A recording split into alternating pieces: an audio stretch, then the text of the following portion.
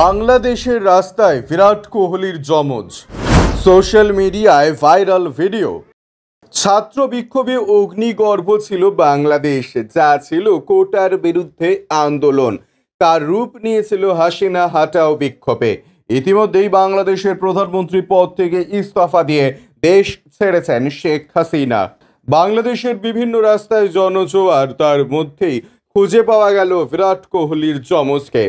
Social মিডিয়ায় viral হওয়া video দেখে চোখ কপালে উঠেছে ক্রিকেট ভক্তদের।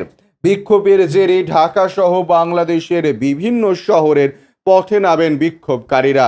হাসিনার দেশ ত্যাগের পর তা ক্রমে উল্লাসে পরিণত হয়।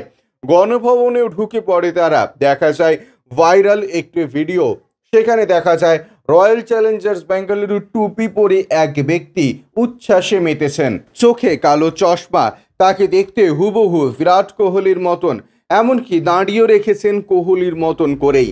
একজনের কাঁধে চড়ে স্লোগান গলাও মেলাতে দেখা গেল তাকে। তবে বিরাটের মতন দেখতে ব্যক্তির সংখ্যা কম নয়। সোশ্যাল মিডিয়ায় প্রায়শই দেখতে পাওয়া যায় তাদের।